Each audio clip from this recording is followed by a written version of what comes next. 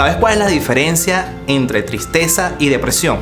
Es que la tristeza es una emoción y como toda emoción nos ayuda a adaptarnos, mientras que la depresión es un trastorno, es decir, una enfermedad multifactorial. ¿Qué quiere decir eso? Que está caracterizado por diferentes síntomas, que podemos mencionar síntomas conductuales, cognitivos, biológicos y sociales. Entre los conductuales podemos tener aquella persona que llora frecuentemente o que simplemente se aparta de los demás. Entre los cognitivos, es decir, los pensamientos, tenemos aquellas personas que tienen una mala concepción de sí mismas, del entorno y del futuro. Entre los biológicos tenemos alteración del sueño, alteración del funcionamiento sexual. Y en lo social tenemos aquellas personas que dependen mucho de otras o simplemente se aíslan. Entonces, este conjunto de características engloba lo que se llama el trastorno de la depresión, que según los manuales internacionales tiene que durar 2 semanas consecutivas para su diagnóstico. La depresión no se expresa igualmente en niños y en adultos.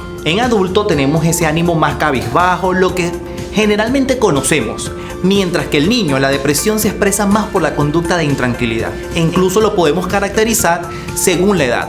Los niños menores de 7 años se caracterizan más por intranquilidad, desobediencia, baja tolerancia a la frustración, berrinche.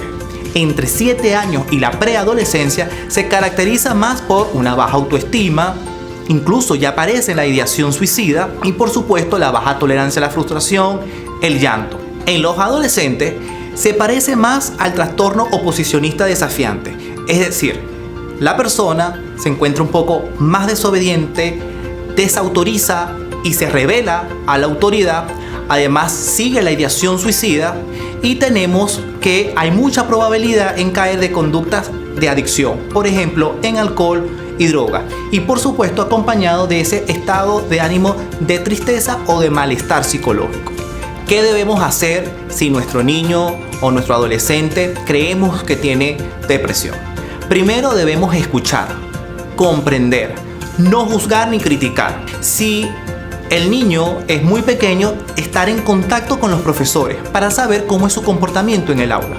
Eso implica una comunicación cercana con sus maestras o maestros. Si estamos ante un adolescente, es necesario meternos en su mundo, saber por qué momento está pasando y sobre todo una escucha activa, sin criticar. También debemos saber el estado de nuestra familia, es decir, estamos ante una familia disfuncional, familias cuyos padres están en constante problema y que eso puede afectar a nuestros hijos. Y por último, y no menos importante, debemos estar acompañados de un profesional de la salud mental, ya sea psicólogo o psiquiatra, porque este profesional es quien nos va a dar las orientaciones para salir de ese estado. No hay que confundir, como les dije anteriormente, tristeza con depresión. La tristeza pasa, la depresión también pasa, pero es un estado, es una enfermedad. Y aunque no se exprese físicamente, no sea una enfermedad física, es una enfermedad psicológica. Y el que la padece también la sufre. Y recuerda, papá, que con la disposición de su hijo, su apoyo incondicional y el conocimiento del profesional de la salud mental, podemos salir de la depresión. Es decir, así como llegó, se puede ir. Con esa triada sí se puede.